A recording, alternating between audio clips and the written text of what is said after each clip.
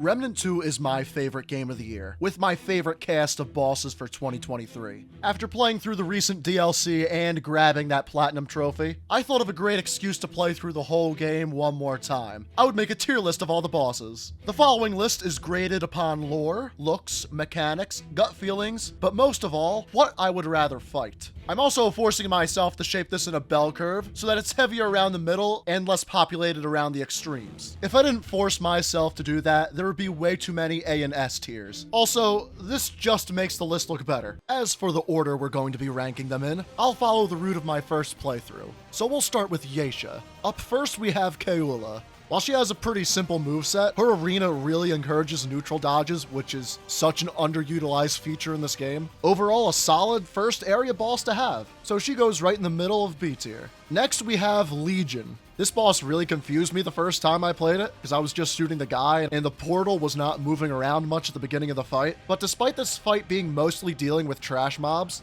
they are incorporated pretty nicely into this fight for ammo drops, because that portal is not super aggressive, and I love the mechanic where you, the player, have to look at the portal for madness to build up. Not your character, not the portal looking at you, the player. But other than that, it's mostly a trash mob fight. So I think the middle of C tier is a perfect place for it. Next, we have Shrewd. Shrewd is an elite that becomes a boss, spawns on an elevated platform, summons mobs for the ammo drops, and there's not much else to it. He has some melee attacks thrown in there, and if you run nanomachines, the Nebula mod power, you can even hit him when he's supposed to be out of the map. So overall, nothing really special. Comparatively, I'm gonna have to put him in D tier.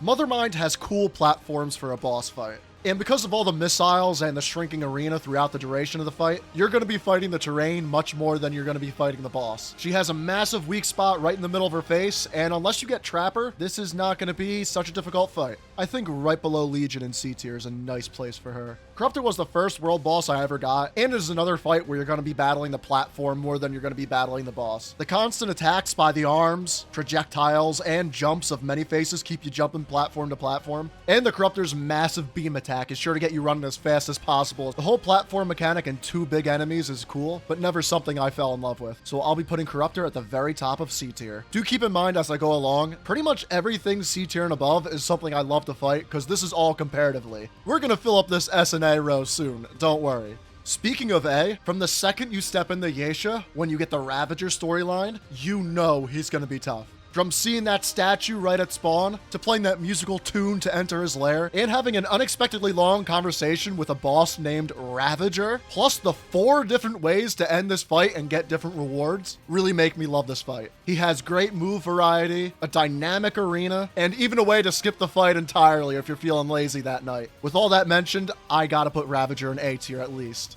Moving on to the Labyrinth, when I think of Remnant 2, there are 2 bosses in particular that I think of. This is one of them. The Labyrinth Sentinel, the first time I fought him, is a memory that is never going to leave me. I honestly think this is the best puzzle boss in any Souls-like, or any Souls game FromSoft has made for that matter. Finally memorizing the patterns is so satisfying, and getting your kill time down while avoiding all those projectiles is so much fun, and I will never get tired of it. This is going to be controversial because you either love him or hate him. Love me some cubes. Moving on to Narud, we have Abomination. And Abomination is quite the abomination. He has hitboxes that are much larger than they appear, a moveset that mostly consists of charging, and a very easy to dodge one-shot move. Chipping away the armor to reveal the weak spots is fun and all, but this ain't it, Chief. So to the bottom of the list, Abomination goes. If it was my friend who hates bugs a lot making this tier list, Primogenitor would be below Abomination. I'm certainly not a fan of this fight, but there are some redeeming qualities. Getting that perfect angle while he's controlling a big bug to land a critical hits is very fun. And towards the end of the fight, the boss room gets nicely chaotic. So I'll be putting him a bit above Shrewd in D tier. If I was grading on how strange the opening cutscenes were, Astropath would be an easy S. These ghost boys combine into a specter that has good melee, projectiles, and AoE damage with 2 very distinct phases. and the ammo drop ghosts make for a nice addition to the fight. Plus, I personally love anything that has to do with ghosts. Astropath, you go in B tier, right next to Kaula. Custodian's Eye has really grown on me. I used to not like the red laser phase where you're on limited platforms, or the fast blue projectile phase where you can die in 2 seconds. But now that I actually kind of got good at it and learned how to dodge and damage the boss throughout all those phases, I'm starting to enjoy this boss a lot more. Plus, nanomachines can really screw with his targeting, so that's another funny addition. I'll be putting Custodian's Eye towards the tail end of B tier. While Shahala is my least favorite world boss, much like Custodian's Eye, I have really warmed up to him over the past couple playthroughs. I'm still not the biggest enjoyer of that darkness phase, or his seemingly endless health pool, but there is a very intentional way to dodge each one of his moves. I've also grown to love that lore dump elevator ride right before the boss fight, and Rob Westwood did an absolutely amazing job with this soundtrack. One of the best in the game for sure. So I'll be putting Shahala in C tier right next to Corruptor. Never had I had a boss ask me about free will and then try to eat me. Tal Ratha is the first and last entity to converse with you on your stay in Narud, and has a visage much more intimidating than his voice may imply. He has great ranged and melee attacks that really sell that this is a beast with unimaginable intelligence. Plus, his metaphysical form boss arena is so beautiful. To me, Tal Ratha goes in A tier right next to Ravager. Gwendol the Unburnt is the Shroud of Losomn. Most of the difficulty from this fight comes from actually hitting her, but if you have the mod up for Nebula, or even better,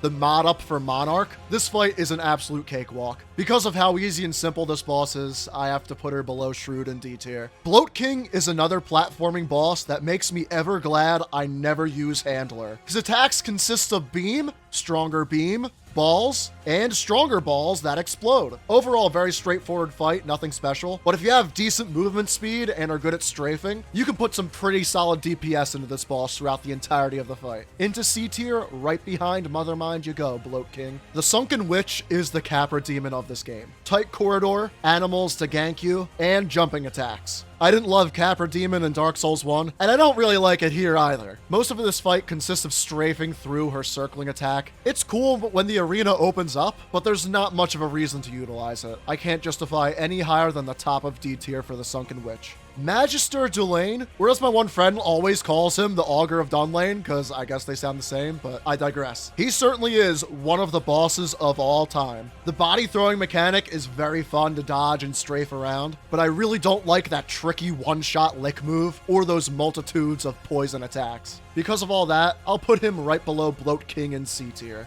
Now, Bruin. Bruin is a great fight overall. He has such a quick and aggressive moveset and an insane spear throw phase that forces a mad dash right underneath him. He does have a one-shot move like Dolain, but the audio and visual clues are loud and very apparent. If you get hit by it, it is your fault. The fact he yells at you throughout the entire fight is also wonderful. Bruin gets a very solid A tier. Next up is the Red Prince, and I love the Red Prince so much. I love speaking to him before the fight, getting killed by him for solving the boss the alternate way. It's so much fun when he calls on his knights for backup, and the fact him and all the other Fae knights use one arm is so cool. I have a headcanon theory that it's an honor thing among the Fae, and it's a way in their culture of saying that I only need to use one arm to defeat you. Also, the lore behind him and the true way to solve the One True King DLC by putting him on the throne and getting that amazing armor set for him puts him right at the top of A tier. Great fight.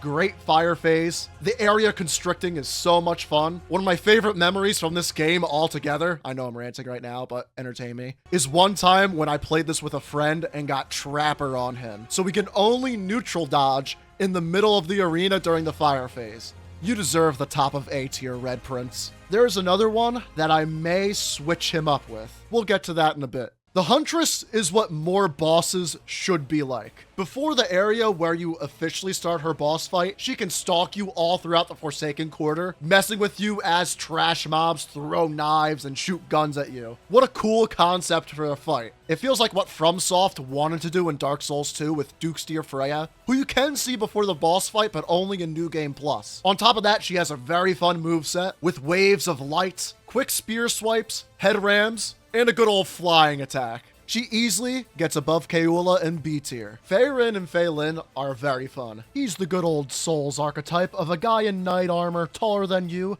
using a sword. However, instead of one sword, they use a lot of big ones all around the arena for massive AoE attacks. If the whole fight was more like the first phase, which is much more aggressive and straight up in your face, I would probably rate him a bit higher, but I never liked fighting them in their third phase, where they're invincible and you have to avoid a lot of AoEs. So for that, I'm still gonna put him in B tier, but right next to Custodian's Eye. The boys I play with don't like Nightweaver too much, but I love this fight. I'm a fan of all things paranormal, and the phase transition where she grabs you and drags you into the haunted asylum is so spooky. This boss is especially great during multiplayer with my group, because it's not just dodging the boss in the main lobby, it's dodging the boss and Joe's one-shots with deceit. This boss is absolute chaos all throughout, and she deserves the top of B. Now for the One True King, I'm really debating on whether to switch out the Red Prince and the One True King for the top of A tier, because I love both of their fights. The One True King's weapon, composed of tortured knights that he thinks betrayed him, is the coolest weapon in the game, hands down. The mechanic of them breaking free when you break the hammer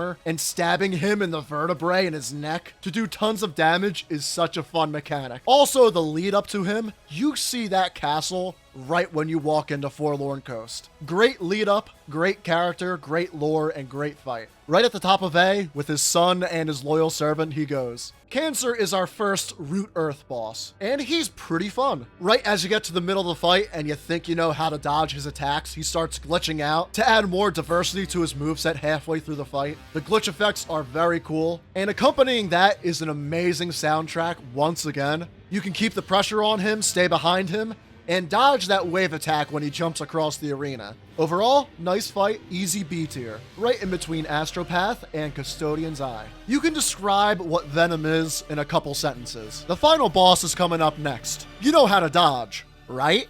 On my first veteran playthrough of the game, he two-tapped me pretty easily, and on Nightmare and Apocalypse, where I play now, that halberd throw is going to kill you instantly. I don't care how many stacks of bulwark you have on you. He's super aggressive and highly reminiscent of the Black Knights from Dark Souls 1, which are some of my favorite enemies in the series. Neutral dodging all his halberd thrust is super satisfying, and I love the fact he has sticky bombs too. This guy with a halberd, yeah, he just has sticky bombs, because why not? It's nice to overcome this challenge right before the final boss. So I'll put Venom right below Talaratha in A tier. Annihilation is the best boss in the game. I was considering making a whole other tier for him because he is just that good. Usually when I beat a Souls or a Souls-like game, I'm like, oh, I'm finally finished. Glad I could do that. Not with Remnant 2. I was kind of bummed out when I finished Remnant 2 because I wanted to fight Annihilation again immediately. Easily my favorite boss fight of the year. The phase transition is out of this world, and him changing between phase 1 and phase 2 later in the fight is so trippy and incredibly satisfying when you finally nail the moveset down. It took me 26 tries exactly to beat him on my first playthrough, but nowadays, even on Apocalypse, I can get him within 1 to 3 tries. Best fight in the game, favorite fight of the year, top of S.